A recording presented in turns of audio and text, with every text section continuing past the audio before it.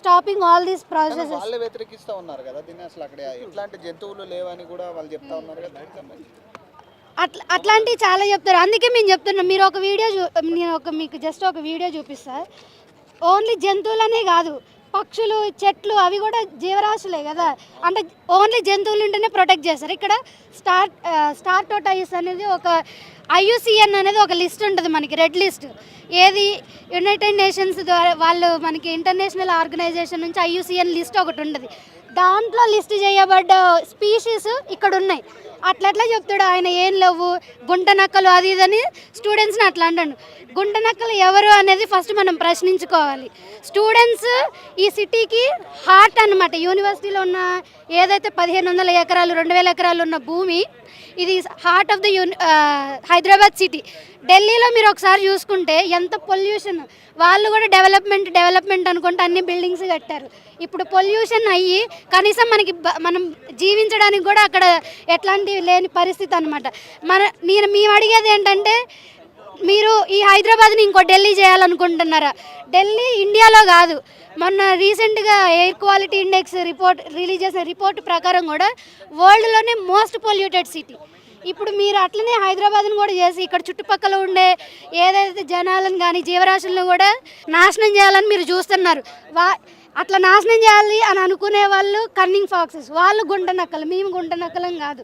Government first environment పర్స్పెక్టివ్ని కూడా చూడాలి. ఊకే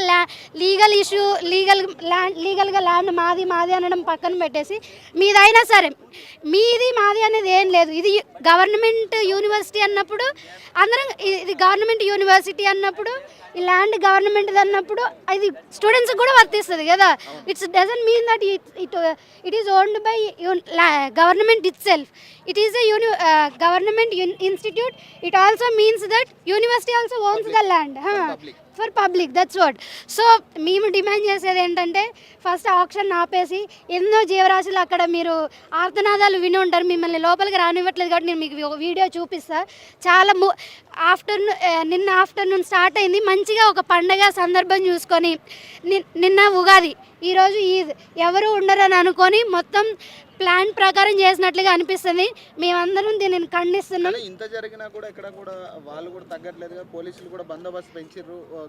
దీన్ని మిమ్మల్ని అడ్డుకునే ప్రయత్నం వాళ్ళు కూడా చేస్తూ ఉన్నారు కదా. అడ్డుకునే ప్రయత్నం నిన్న మధ్యాహ్నం నుంచి చేయడం జరుగుతూనే ఉంది, మమ్మల్ని కొట్టడం. ఇప్పుడు అక్కడ లోపల టీయర్ గ్యాస్ అదంతా పెట్టుకొని రెడీగా ఉన్నారు. మేము ఫైట్ చేస్తే మా మీదకి రావడానికి అంత ప్రీ ప్లాన్డ్ గా జరుగుతుంది.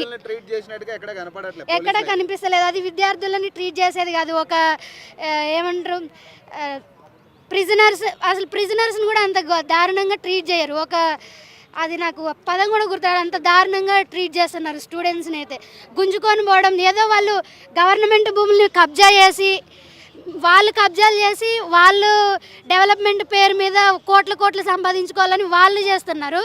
చేయాల్సింది వాళ్ళని అట్లా, కానీ మేము ఎవరినైతే ప్రొటెక్ట్ చేస్తున్నాం మమ్మల్ని వాళ్ళు అట్లా చేస్తున్నారు. డెమోక్రటిక్గా ఎన్నుకున్న గవర్నమెంట్ లాగా లేదనమాట. బేసిక్గా చెప్పాలంటే ఇది డెమోక్రసీ. 75 సంవత్సరాల క్రితం ఎస్టాబ్లిష్ అయిన డెమోక్రసీ. మాకు ప్రతి రైట్ ఉంది. మేము వెళ్ళేది ఒకవేళ సరే మీరు అట్లా చేయడానికి ఒక రీజన్ ఉండాలి కదా. డైరెక్ట్గా పోయి మేము అటాక్ చేయట్లే. కాన్స్టిట్యూషనల్గా ఏదైతే ఆర్టికల్ 19 ఉందో మేము వాటిని యూజ్ చేసుకొని we are using our constitutional rights.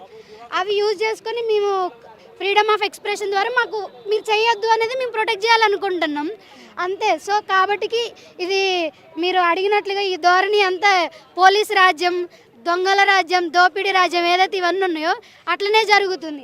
కాబట్టి గవర్నమెంట్ గుర్తించాల్సింది ఏంటంటే ఇది democracy. We have rights, we will fight for hour lands. Will continue our protest and will go to like any extent to save our lands.